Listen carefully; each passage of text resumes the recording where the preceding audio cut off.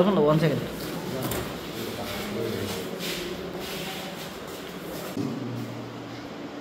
আগামী 1, 2, 3 নভেম্বর আমাদের কাছে এই মাসটা একটা গৌরবের মাস। এই 3 দিন মাসের শুরুতেই আমরা আমাদের ছাত্র যুব ভবন প্রাঙ্গণে প্রথমবারের মতন যুব সংগ্রাম আমাদের মুখপত্র তার উদ্যোগে আমরা বই উৎসব করতে যাচ্ছি।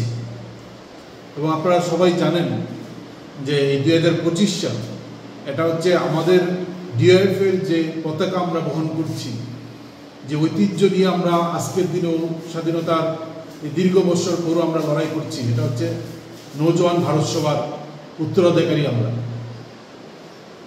1926 সালে মার্চ মাসে স্বাধীনতা আন্দোলনের সাম্রাজ্যবাদের বিরুদ্ধে লড়াই করার জন্য এই নৌজওয়ান ভারত সভা তৈরি হয়েছিল।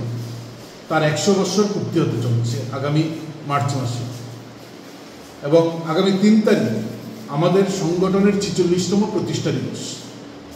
1980 সালে 1 থেকে 3 নভেম্বর পাঞ্জাবের লুধিয়ানা শহরে 1, 2, 3 নভেম্বর এই 3 দিনের সম্মেলনের মধ্য দিয়ে গোটা ভারতবর্ষে রাজ্যে রাজ্যে তৈরি হওয়া সমাজতান্ত্রিক মতাদর্শের উপর ভিত্তি করে যে যুব সংগঠনগুলো তৈরি হয়েছিল 60 এবং 70-এর দশকে, এই সংগঠনগুলোকে এক ছাতার নিচে এসে 1980 সালে ভারতের গণতান্ত্রিক যুব ফেডারেশন তৈরি হয়েছিল।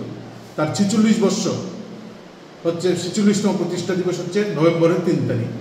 ফলে সংগঠনের জন্মলগ্ন হচ্ছে 1 থেকে 3 এই 3 দিনের সম্মেলনের মধ্য দিয়ে। ফলে আমরা এই গুরুত্বপূর্ণ সময়ে আমরা এই বই উৎসবের আয়োজন করছি আমাদের ছাত্র যুব ভবন প্রাঙ্গণে। 1, 2, 3 নভেম্বর আমরা বই উৎসব এই প্রথমবারের মতন করতে যাচ্ছি। এই বই উৎসব 1 তারিখ সকাল 11টায় এক মহতী রক্তদান উৎসবের মধ্য দিয়ে 3 দিনের বই উৎসবের আমরা সূচনা করব। এই 3 দিনের বই উৎসবের সূচনা এই মহতী রক্তদান শিবিরের মধ্য দিয়ে হবে। তার উদ্বোধন করবেন আমাদের শ্রদ্ধেয় অধ্যাপিকা, টিপিএসসির প্রাক্তন চেয়ারম্যান অধ্যাপিকা আলপনা সেনগুপ্ত মহোদয়া। তিনি সম্মতি প্রকাশ করেছেন আমাদের এই 3 দিনব্যাপী বই উৎসবের সূচনা তিনি করবেন এবং একটা মহতী রক্তদান শিবিরের মধ্য দিয়ে এই 1 তারিখ সকাল 11টায় এই বই উৎসবের সূচনা হবে। 1, 2, 3 প্রতিদিন বিকাল 5টা থেকে 8টা আমাদের বই উৎসব চলবে।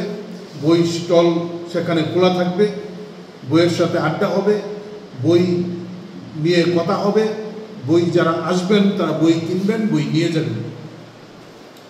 2 তারিখ বিকাল 5:30টায় এই বই উৎসবের মঞ্চে আমরা একটা সেমিনার সংগঠিত করব। সেমিনারের শিরোনাম হচ্ছে আন্তর্জাতিক সংহতি চাই স্বাধীন সার্বভৌম প্যালেস্তাইন।